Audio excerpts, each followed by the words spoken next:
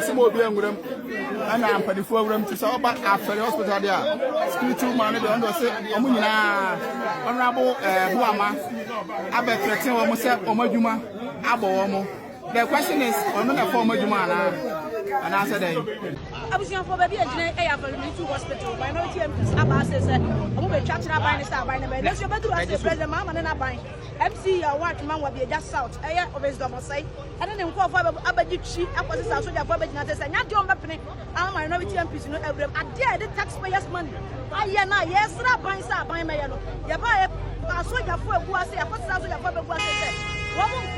Minority MPs, and we have created a project in the Nasia Chomemu, that's a President Mahama, but you should state security, and they intimidate citizens say, and the President Mahama is a one, 1 year Santamine, they would be the President Mahama, 1 year Santamine, they would be that. A few moments later. Your take on the Afari Hospital and the Wija Children's Hospital? My take on Afari Hospital and the Wija Children's Hospital. I'm an NPP, and I have to tell you the truth. We're talking about Ghana and nobody. We didn't do anything. Read my lips. I'm telling you the gospel truth. I was the chairman for Defense and Interior. When we decided to go and inspect Afari, they stopped us. We didn't go. So I heard somebody talking 15 months. Has Afari Hospital been there for 15 months? We were there for 8 years. You didn't do it. Don't blink your eye. See, you are not doing politics. I'm speaking the truth. This is Ghana. Stop that. We will criticize NDC, we will criticize NPP. That's the only way to go. I was chairman. NDC started this. Why didn't you complete it? You were there for 8 years, you didn't complete it. When somebody comes for 15 months, then you have a problem. Please, give me a break. Ghana, we should love our nation and stop playing politics with everything and do the right thing for the country. And that is what I'm doing. You see, when I mentioned MPP, he was blinking his eye. Why do you want me to criticize NDC and leave MPP? When I know that both parties, they didn't do the right thing for the country. I'll end it. Enjoy your birthday, Daddy. Yes. Yes.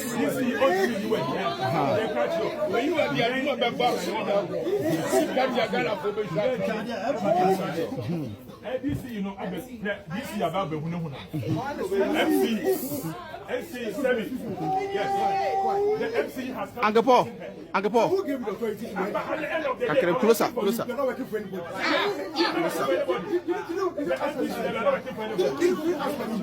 When NDC was coming and they go to sites, they asked permission. You see, as citizens, we are doing for Ghana, not us.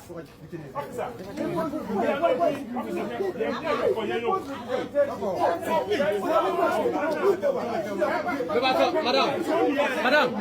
Madam, the beginning point. You will be right. I can't say this. I want to be so fast.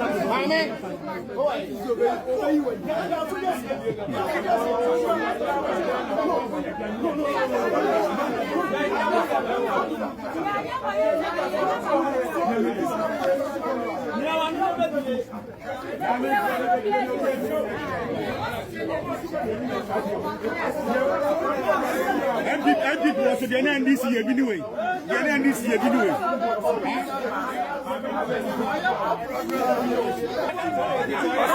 Police station, Emperor Portrait.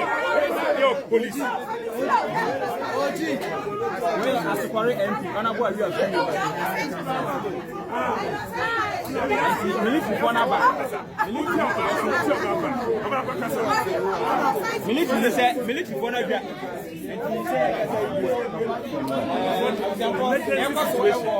emergency situation that people are being and people are dying. You want it to affect my family member or yours before you see the citizens' action. When you are not acting, the citizens act. So they should act and bring confidence so we can do these things. Nobody says these things are right, but it is necessary to put pressure on government. It's a tool for demonstration. It's a tool to express your feeling. Because Ashanti matters. We are doing new structures elsewhere. And we are saying that as an MP, we should treat every region equal. So just as other regions matter, Ashanti also matters. Abusuafo me mamache Mosomfo Hussein Ibrahim Dodona from Junior Sami Jamfi ano pay de jandam bi na pese etime kele ne ntem yan kele ne sisi akra yan kele kra ansa na jandam na astarte so of fempo. All right, sisi e na na me kwa be fonten time no so na makoko hu video bi say security bi enko tie video ne mbra tie video ne ba na be ka ho asem.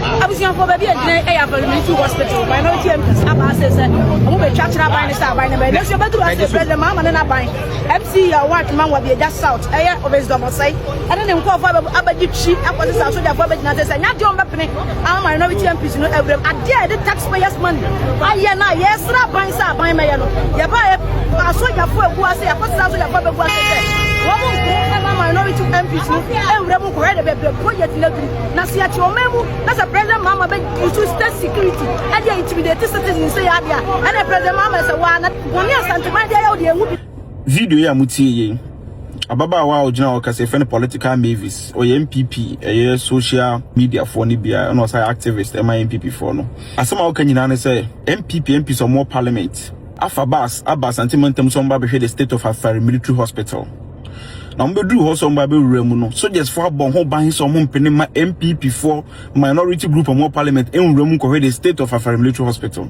na all kasa no what is all kasa NDC mpeni for na ediso just for no call that's number 1.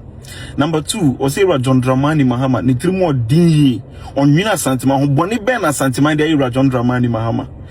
In fact me tie video na ma adwen kosi bibi so because me kan mrebi na me ka ho bi NDC MPs then na ne minority side NPP for wa ba mu no yes we say 2016 ye ne started Afari military hospital ni si ya kodru baabi kakakra na awie NPP ba ye no 8 years o man timi anya amfa ma santiman ti satemna santiman ko oha mu eba na yaresamu a na NDC MPCS ye ko woni akwa akohwe the state of Afari military hospital ye jan ho ye kodru o say NPP for crowd soldiers for be go da mo bon ho ban e ma soldiers for ye so mo mpene e ma NDC MPs minority side no ye enko hwe de ye ko so wo Afari military hospital asma me kan e be be ka se botrimu kana me kan publication that's right from City News City ni mo hwe date ni ye sa fe de wo hu jandam MPP for eye soldiers for no mo no o soldiers for NPP for na de o mban no mo na da so wo mo bo ho ban o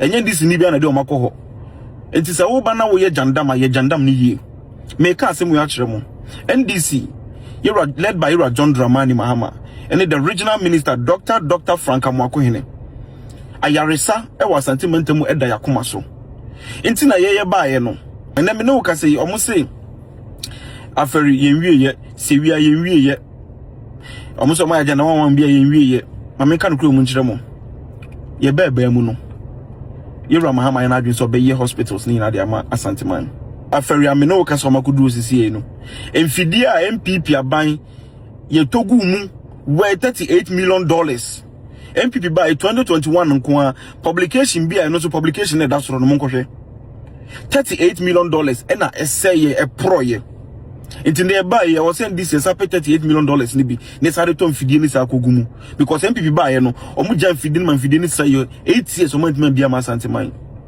ye buy ye say be ye de ma santeman Severe Regional Hospital ye na start ye na 250 bed capacity hospital ye na see de ma santeman ye kodu baby MPP buy o man wie Severe Regional Hospital MPP ni bia no beto abeka kire me say hospital na Ira Akufo Addo commission no e hospital papa denta me ka senya hospital papa ne say hospital enye complete abra light ni ho abra ensuo ni ho abra ekwan no kra nya de enye contractor nankasa Eurojet contractor nankasa tro krata de babontin e be ka kire yen say contract na ono no ewo ho na wo ye adwuma no o wie ye ba Ira Akufo Addo enam so opese to abamaniti odimirika bibia no NDC ba ya release scam contractor no Electricity Company of Ghana Water Company omunyina o master to omukwa ye adwuma wo ho by the end of this year Minister of Health the report about bontia e kire say ye ba bi wi e de ama e asanteman enti say obeka say bia Eurojet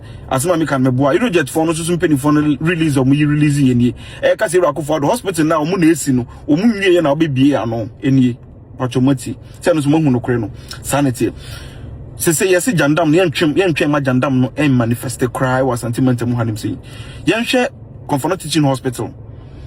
Cat Lab, NDC by Mahama KEC Cat Lab honum. In fact, Comfort Eye Care Center, $1 billion project, NDC and ECC honum. In fact, Ken University Teaching Hospital, I mean, no can want me.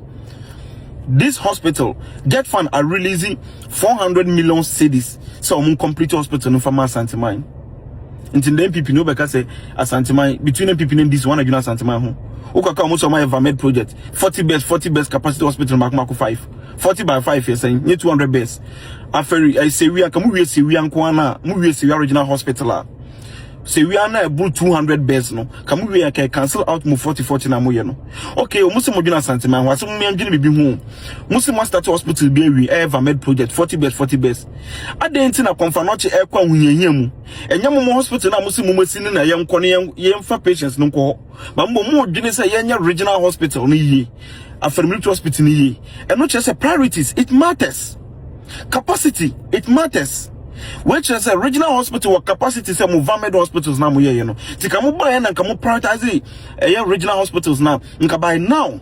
Nka de ekoso Comfort nka enkoso ho no. Ade na mo pe jandam sa. Ntroni de ye say ayeye munya abotrema yen. Mo de ba ye be ba be temoto. Na Asantemane Ghana fo nyina hu musuban. Medamase